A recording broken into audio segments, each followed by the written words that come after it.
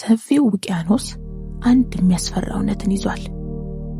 እሱም ማዕበል የአየር ሁኔታ መለዋወጥ ብቻ ሳይሆን የህልውና አደጋ ጭምር መሆኑ ነው። ማዕበል የአንድን መርከበኛ ችሎታ ከመፈተኑ በፊት በጭንቅላቱ ውስጥ ጨካኝ ጦርነትን ይከፍታል። የማዕበል እውነተኛ አስፈሪነት ከቁጥጥር በላይ በሆነው ግዝፈቱና የሰውን ልጅ አቅመ ቢስነት ፍንትው አድርጎ በማሳየቱ ላይ ነው። ሰማዩ ሲጠቁርና የአድማሱ መስመር ሲጠፋ ሽባ የሚያደርግ ፍርሃት ይነግሳል። ይህም ፍርሃት የሚመጣው ከሚያስገመግመው ንፋስና እንደ ተራራ ከሚናወጡት ማዕበሎች ነው። በእነዛ ጨለማ ሰዓታት ውስጥ ማዕበሉ ሁሉንም ነገር እቆጣጠራለሁ የሚለውን የተሳሳተ እምነት ሙሉ በሙሉ ያፈርሰዋል።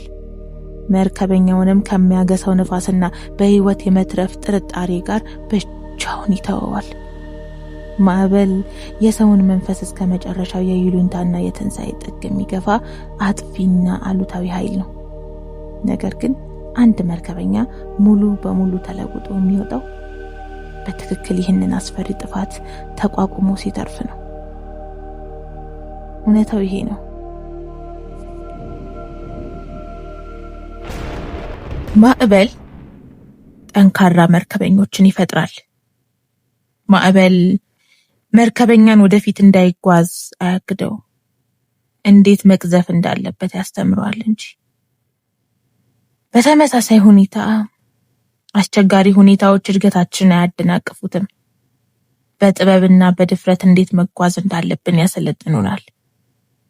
ሁሌም ይሄን አስታውሱ። ጠንካራ መርከበኞችን የሚፈጥረው ዝምተኛው ወይም ጸጥ ያለው ባህር ሳይሆን ማዕበሉ ነው። አንተ የትኛው መርከበኛ ነህ? ማዕበሉን ፈርቶ እጅ የሚሰጠው ወይስ ተጋፍጦት የሚነሳው?